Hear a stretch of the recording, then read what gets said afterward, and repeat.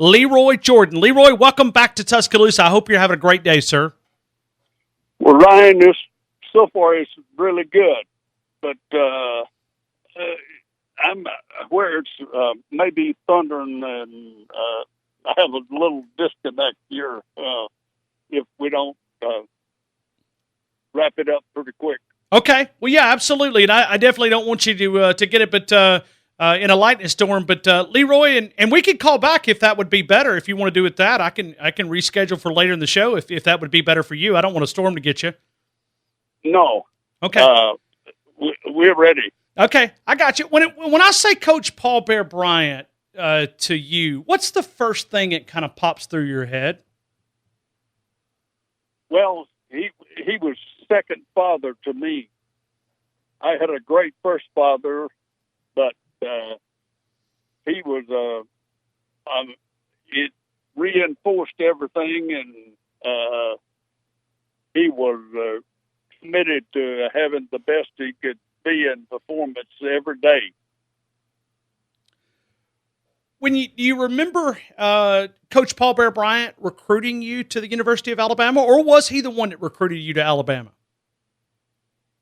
No, Gene Stallings and another coach, Jerry Claiborne, recruited me primarily. Leroy, what was it about Coach Bryant's coaching style that allowed him to connect with so many players and build that relationship with those guys? I think it was the respect he had for his coaches and respect he had for players, and he wanted to be the best you could be every time you went on the field, and he made sure he was enforcing everything to help you get better.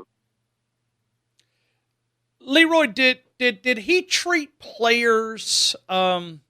Because it's you. When I talk with players, they talk about Coach Bryant and the way that he treated you.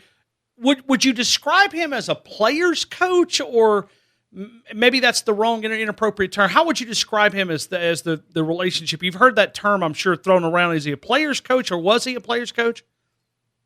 Yes, he loved his players and loved every one of them, and wanted them to put out the effort that they could be as good as they could be every day in practice and carry it over to game time. Do you think that relationship helped him on Saturday afternoons inside the 3.5 hour window? Hell yes. I think it did. He was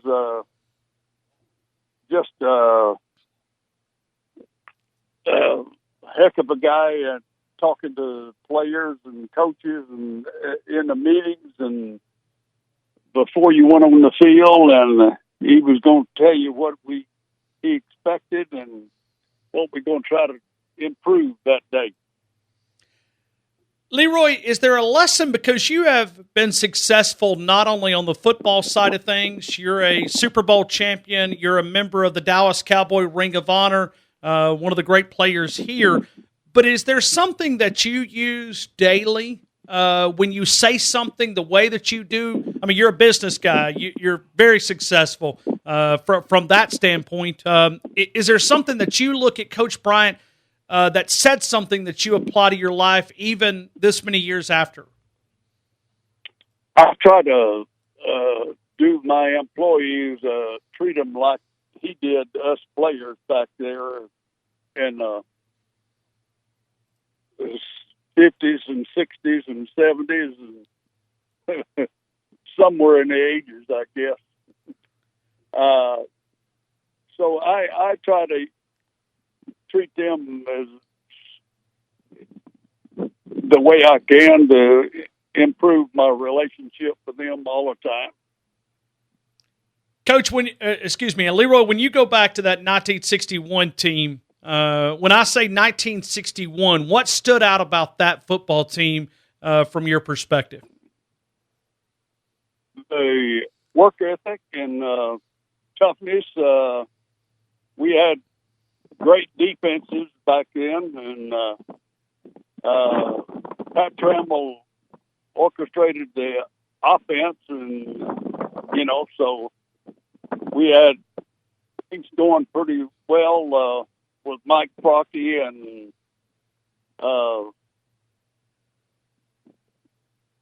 Bill Battle, and we had a lot of outstanding players on the team. You ever look back and I believe there was 6 shutouts. You guys gave up 25 total points that season.